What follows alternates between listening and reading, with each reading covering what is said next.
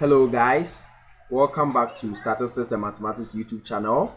So in our last video we did something on group distribution, where for the group distribution I used some raw data to construct a group distribution frequency distribution, and that same example that raw data we used to construct that example is what I'm going to use in this video. So please, if you haven't watched that video, it's just a playback. Just go and then watch the video on the group and then on group frequency distribution. And for the group frequency distribution, I use a particular raw data set to construct the class limit and the frequency. And here I'm going to use that same class limit and the frequency to discuss what we call the class boundary, class midpoint, relative frequency, cumulative frequency, and cumulative relative frequency. That is what I'm going to use to construct that. Yes, so this is the frequency, this is the frequency, and then the class rate, right? So for the class, we are having a class interval from 100 to 104, 105 to 109, 110 to 114, 115 to 119, 120 to 124, 125 to 129, with its respective frequencies. Right, so here are they, right? So the first on the list that you want to know is what? The class boundary, the class boundaries, right? So for the class boundary, all that we are going to do for the class boundary is that, you see, for the class limit, we have what we call the lower limit and the upper limit. When we come to the upper limit, so for this level, we are having what we call 100 to be our lower limit, and 104 to be our upper limit. When we come to this level, we have 105 as our lower limit and 109 as our upper limit. When you come to this level, we have what we call the lower limit to 110, and then the upper limit for this level is 114. And we have this 115 to be the lower limit, and this 119 for the upper limit. So basically, for the upper limit, you see, for the group distribution, it just lie between the class limit between a given interval. So here, let's say for A and then B, always the A is going to be the lower limit, and then B is always going to be the upper limit, right? So for the class boundary, all that we are going to do is just to subtract 0.5 from the lower limit, and then add 0.5 to the upper limit. That's all that we are going to do. So when we come here, you can see that the limit here was 100. So when you subtract 0.5 from 100, we are going to get 99.5.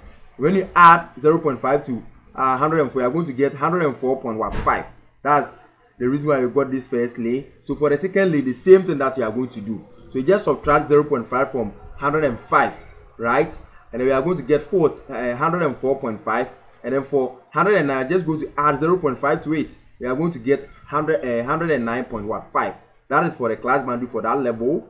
And for this level 2, you are just going to subtract 0.5 from this one. We are going to get 109.5, and then add it to this, you are going to get 114.5, right? And for this, you are having 115 minus 0.5, you are having 114.5, and when you add 0.5 to 190, you are going to get 119.5, right? You are going to do the same thing to the rest of the boundaries. So this one, I have to add it. You are going to add 0.5 to 135, so we are going to have 134.15.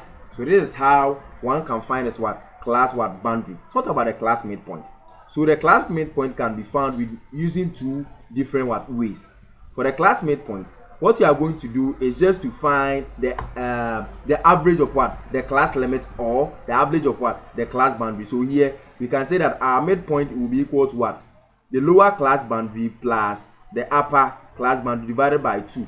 Or the midpoint is equal to the lower limit plus the upper limit divided by 2, right? So for this video, I'm using the class limit to find the class midpoint. So here we are just going to add 100 plus 104 and divided by 2, as you can see here. So 100 plus 104 divided by 2, you are getting 102, right? So when we come here, the interval is 105 and 109. So here we are going to just add them, 105 plus 109 divided by 2, and we are getting 107. So when you come here, 110 minus 111. So 110 and 111, 110 and 114, you are just going to add it. When you add, you are going and divide it by 2, you are getting 112, right? And then for this one too, that's the same thing you are going to do. So 115 plus 190 divided by 2, you are getting 117. 120 plus 124 divided by 2, you are getting 122. 125 plus 129 divided by 2, you are getting 127.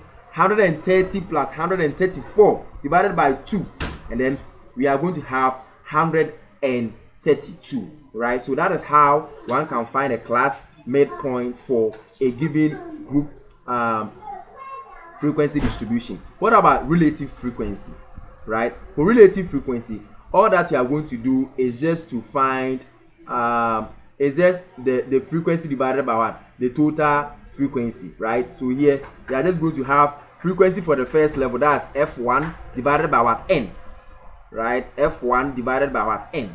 So that's our f1 divided by n. So the f1 here will do at the first frequency for the first observation divided by the total, which is n, that is 50, right? So when you take the frequency divided by the total n, so here you are just going to divide 2 by what? 50, right? And when you divide 2 by 50, you are getting what? 0.04. And then here we have our 8. So for the relative frequency for this level, I just going to divide 8 by what? 50. So you are having 8 divided by 50 to get 0.16, right? And when you come here, you have 18. And here for 18, you are going to have 18 divided by 50 to get what? 0.36. And then when you come here, you have 13. So 13 divided by 50, you are getting 0.26. And then when you come here, you have 7. So 7 divided by 50, you are getting 0.14.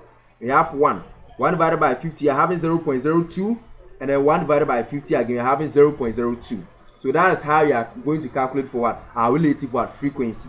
So what about if you are asked to calculate for what? The cumulative what? Frequency. So for cumulative frequency, we are just going to just add the first observation to the next observation when we keep on what? Going. So here we have 2 to be the first frequency. So here will be 2. When you go to the next level, you are just going to add 2 to what? 8 to get what? 10. So here we are going to have 2 plus what? 8 to get what? 10 here. When you go to the next observation, we are just going to add 2 plus 8 to what? 18. So here 2 plus 8 plus 8, you are going to get what? 28, right? And when you get 28, you are just going to add everything. So here when you go to 30, you are going to add 2 plus 8 plus 18 plus what? 13. So when you add that thing to this, you are going to get what? 41. And then we are going to add everything. 2 plus 8 plus 18 plus 13. We are going to add it to what? 7. Since you are going to the next observation, you are going to get 41 plus 7, which is what? 48, right? And add the following observation. You are going to get 48 plus 1. And then we are having 49. And we are going to add 49 plus 1. We are having what? 50, right? So for cumulative frequency, apart from what? The first observation, when you move to the next observation, you are just going to add it, right? You are just going to add it until you get what? The last digit. And here the last digit you have here is 50. You are going to add everything. Sorry, the last digit you have here is 1. So you are going to add everything to 1 to get the total of what? 50, as you can see here. And then we can also be asked to calculate for the cumulative relative frequency. So already we have our relative frequency. The cumulative relative frequency is just to also add as we did to the frequency. We are also going to do same for relative what? Frequency, right? So here we have our 0.04, right? So we don't have any observation. We are just going to repeat it, 0.04. When we move to the second one, we're going to add 0.04 to 0.16. When you add 0.04 to 0.16, you are going to have 0.2, right? Let me write it so that you can see. So this is what we are surely going to get. We are surely going to get 0.2, right? 0.2. So for this one, we go to what? 0.3. We are going to add 0.4 to 0.16.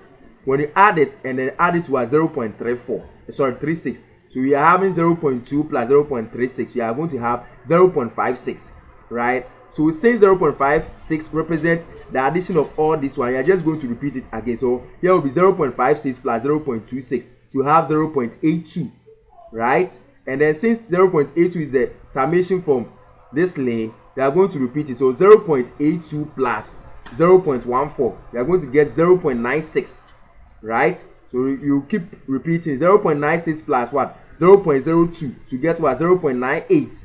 And then here we have 0.98 plus 0.02 to get what? 1.